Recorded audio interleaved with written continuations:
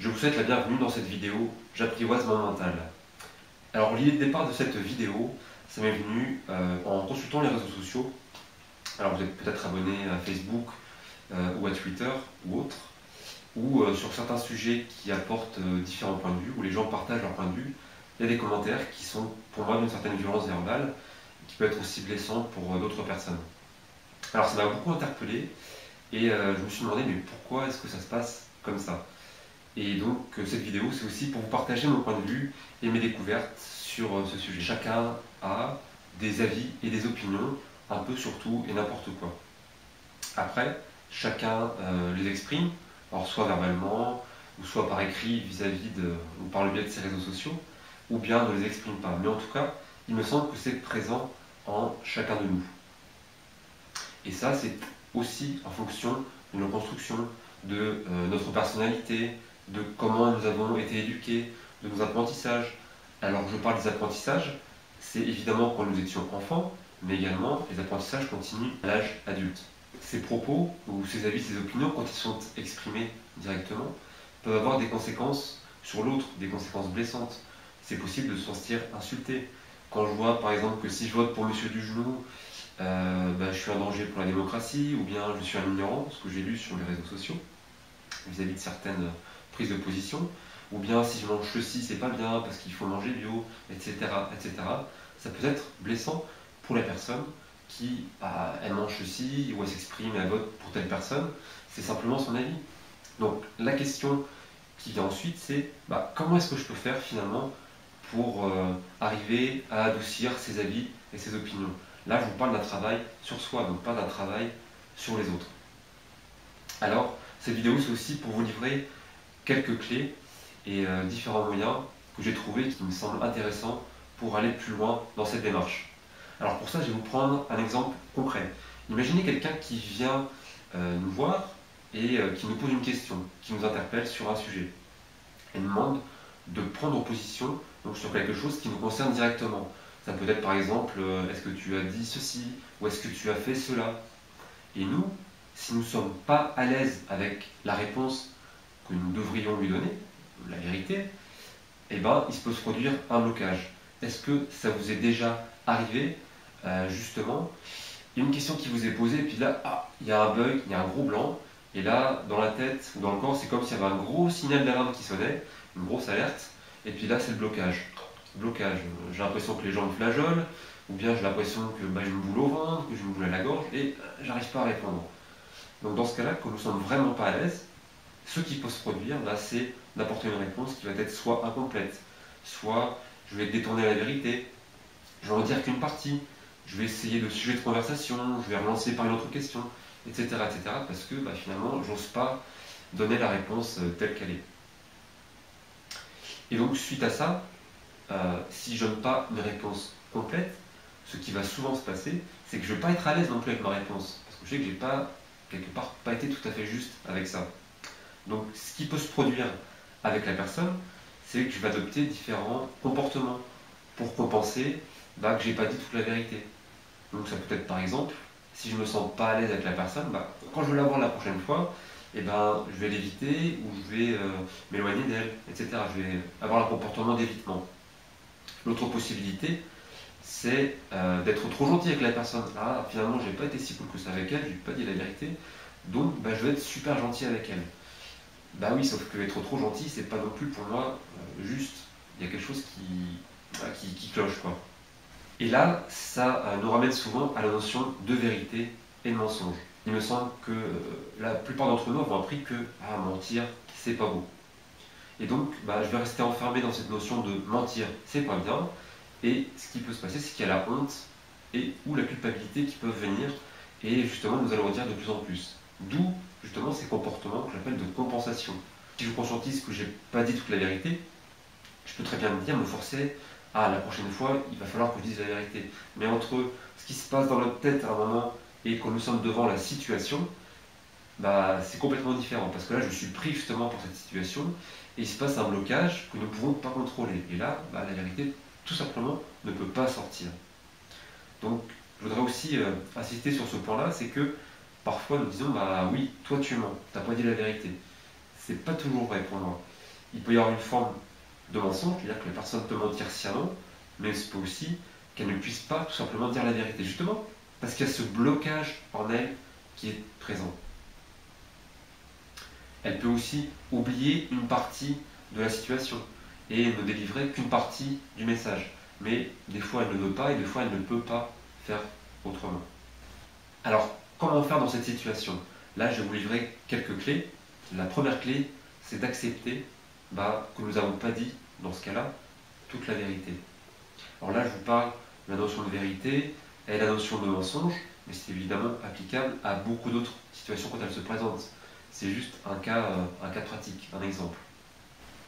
À partir de ce moment-là, comment est-ce que je peux faire pour m'aider à dépasser cette notion de mensonge et pour être davantage à l'aise la prochaine fois que la situation se reproduira ou quand j'aurai de nouveau ce type de questions?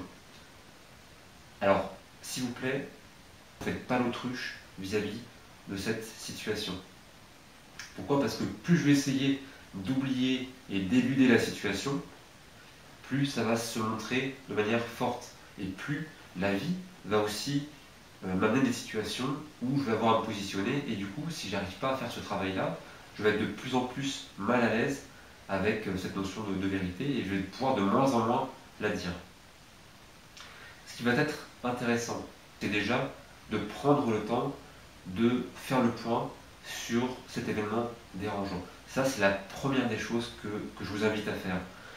C'est-à-dire, c'est de prendre un temps pour soi dans la journée, si possible dans la journée même de l'action, pour faire le point là-dessus. Pourquoi? Parce que tout simplement, si la nuit passe, nous allons passer à autre chose, notre quotidien va reprendre le dessus et nous n'aurons pas le temps d'y revenir, nous ne prendrons pas le temps et en plus les informations seront moins fraîches que le jour même. Donc premier point, prendre le temps. Donc pour ça, vous savez que le mental il adore les habitudes. Donc si chaque jour vous prenez un temps pour vous poser et faire le point sur votre journée, notamment ce qui a été dérangeant, ce qui vous a interpellé, ça peut être vous fixer un moment précis où vous êtes quasiment sûr de ne pas de ne pas être dérangé et de prendre un temps où vous êtes seul. Donc ça peut être avant la pause de midi, après la pause du midi, le soir quand vous rentrez, quand les enfants sont couchés, etc. etc. C'est trouver le bon moment. Et après, ça va devenir une habitude, même si au début, il va peut-être falloir un peu se forcer, mais ça va devenir une habitude parce que le cerveau, il aime bien ce type de mécanisme. Donc, une fois que nous sommes posés, ce qui va être intéressant en complément, c'est aussi d'être bien ancré, de bien respirer pour être disponible à s'écouter soi-même. Donc pour ça, je vous renvoie au newsletter numéro 1 et à la newsletter numéro 2 qui parle de canaliser sa journée pour le numéro 1 et d'ancrage pour le numéro 2, ce qui va nous aider à être davantage disponible pour voir ce qui remonte. Alors, toujours pour revenir sur l'exemple où je n'ai pas dit la vérité, eh bien, c'est se poser et dire quelques phrases du type « je m'ouvre à ce mensonge ». Parce que là, si je considère que j'ai menti, autant ne pas éluder le terme et puis vraiment l'utiliser, si j'estime que c'est un mensonge. Donc je m'ouvre à mon mensonge. Qu'est-ce que j'ai à apprendre de mon mensonge? Je guéris mes mensonges. C'est aussi possible de dire cela. Et du coup, ça va ouvrir des portes en nous. Et c'est vraiment ça, quand je vous dis pas mettre le mouchoir, c'est au contraire accueillir ce que j'estime être un mensonge. C'est prendre soin de ce mensonge, de ce vécu qui est présent. Et finalement, c'est l'interroger. Qu'est-ce que tu as à me dire? Qu'est-ce que tu as à me livrer comme information? Et là, je ne parle pas à ma tête, parce que la clé, c'est aussi de le dire à voix haute. D'ailleurs, vous pouvez faire l'exercice, si vous dites une phrase comme ça, soit dans votre tête, donc vous ne parlez pas, essayez, et puis après, dites-le à voix haute, ça va être complètement différent, parce que là, il y a des choses qui vont ressurgir automatiquement, beaucoup plus que si ça reste juste au niveau de la tête. Là, j'interroge ma tête, également tout mon corps et mon mental.